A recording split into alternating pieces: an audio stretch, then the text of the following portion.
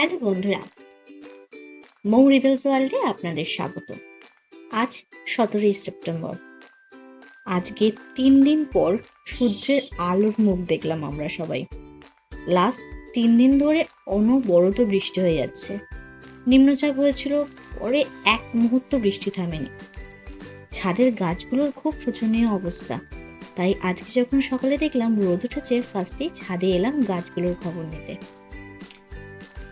রোদটা আজকে প্রচন্ডই উঠেছে। এখন সকাল 7টা বাজে, কেউ বলবে এত রোদের তেজ।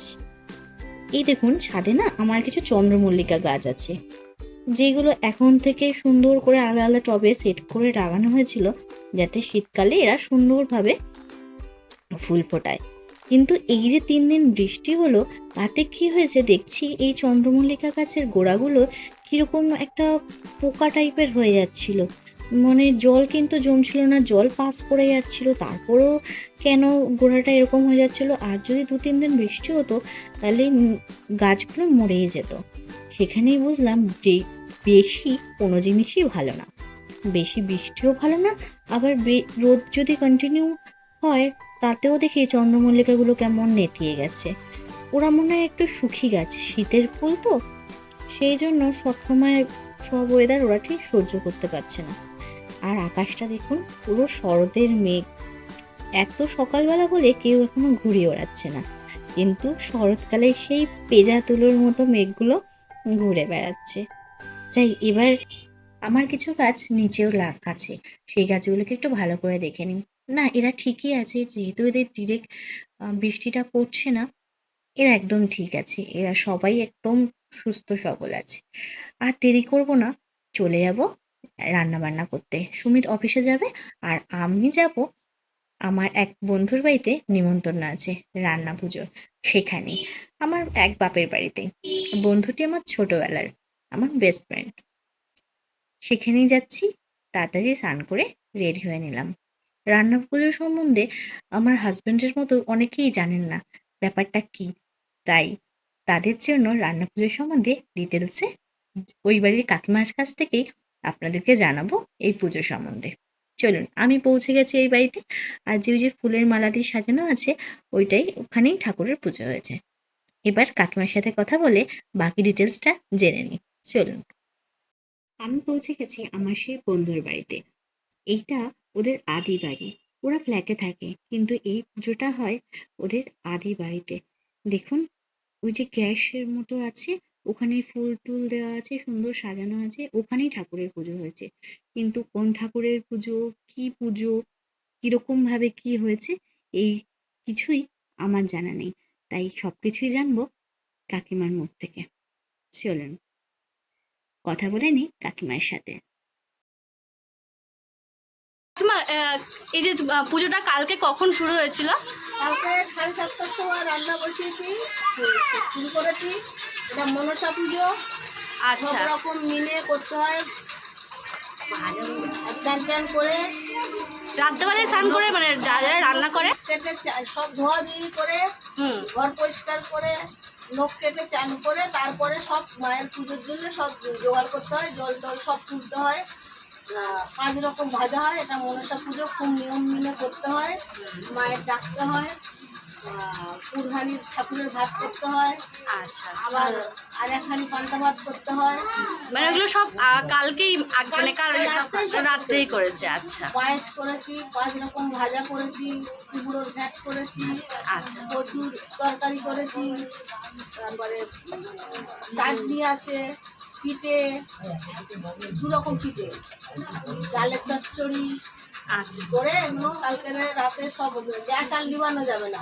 আচ্ছা, এটাই নিয়ম হচ্ছে। হ্যাঁ, একবার আচ্ছা হয়ে গেলে তবে মাছ ভাজা, ইলিশ মাছ ভাজা, রুই মাছ ভাজা, মাছ 2 রকম নিয়ম আছে। যার যেরকম নিয়ম, সেই নিয়ম সব পালতেই হবে, এটা কি দিতে হবে। এটা তোমার শ্বশুর বাড়ির নিয়ম? হ্যাঁ, এটা শ্বশুর বাড়ির নিয়ম। শাশুড়ি মার বিভিন্ন লোকের বিভিন্ন রকমের নিয়ম হয়। নিয়ম আছে। যে যেরকম, যার যেরকম নিয়ম সে যেরকম। আমার যেটা নিয়ম সেটা আমি।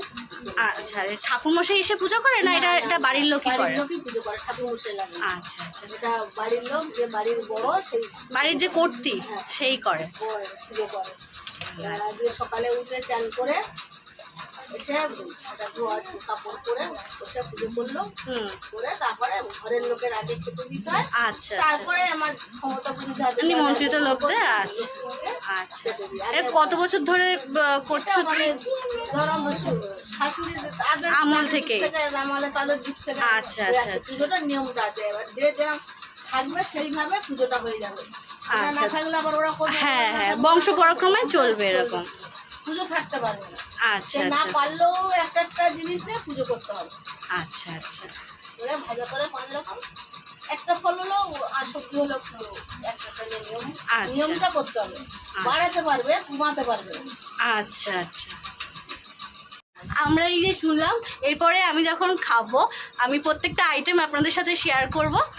আর এই হচ্ছে ওই হচ্ছে কাকিমা, আপনাদের সাথে পরিচয় করে দিলাম। আই হচ্ছে বৌদি, আর বাকি তো আমার অনেক লোকজন আছে পরিবারের, সবার সাথে আলাপ করিয়ে দেবো। এখন আগে খেতে বসি। আমাকে ঠাকুরের প্রসাদ পরিবেশন করা হয়ে গেছে। এই যে মাঝখানে দেখতে পাচ্ছেন এর মধ্যে আছে ঢ্যাঁড়স, চিচিঙ্গি, কাঁকরোল সবকিছু মিক্সড হয়ে একটা ভাজা আছে, আলু ভাজা আছে, কলা ভাজা আছে, ইলিশ মাছ ভাজা আছে, পোনা মাছ ভাজা আছে, আছে কচুর তরকারি, আছে ডালকে একদম ফ্রাই করে রান্না করা একটা রেসিপি, আর আছে কুমড়ো দিয়ে চিংড়ি মাছ দিয়ে তরকারি, দারুণ টেস্টি। এটা তো অসম। এই তরকারিটা আমার প্রতি বছরের ফেভারিট হয়, কিন্তু ড্রাই ডাল দিয়ে যেটা হয় সেটা কিভাবে করে আমি জানি না, কিন্তু এটাও খুব সুন্দর লাগে। সাথে আছে ঠাকুরের অন্নভোগ, যেটা হচ্ছে ভাত আগের দিন রান্না করে তারপর জল ঢেলে ঠাকুরকে উৎসর্গ করা হয়, সেটাই পরের দিন আমরা প্রসাদ হিসাবে গ্রহণ করি। এরপরে আছে মিষ্টান্ন, পাটি সাপটা আছে, পিঠে পুলি আছে, বড়া আছে, পায়েস আছে। এছাড়াও ছিল প্রসাদ, ফলমূল, যেগুলো দিয়ে ঠাকুরকে পুজো দেওয়া হয়েছিল।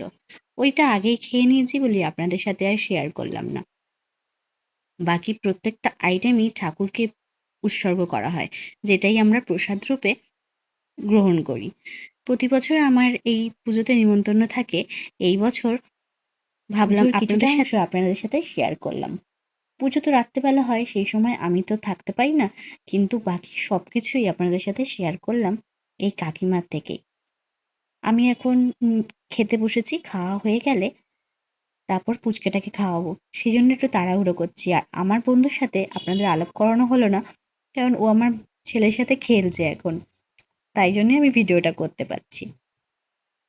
এর মধ্যে কুমড়ো দিয়ে চিংড়ি মাছ দিয়ে যে তরকারিটা হয় সেটা দুর্দান্ত টেস্ট হয়। আমি এই কাকিমার কাছ থেকে জেনে একদিন নিজে ট্রাই করব আর আপনাদের সাথেও শেয়ার করব। প্রত্যেকটা রান্নাই দুর্দান্ত হয়েছে। আশা করব আপনাদেরও ভিডিওটা ভালো লেগেছে। আর আপনাদের বাড়িতে কাদের কাদের রান্না পুজো হয় আমার সাথে শেয়ার করবেন। আজকের ভিডিওটা এই অবধি। টাটা, সবাই ভালো থাকবেন।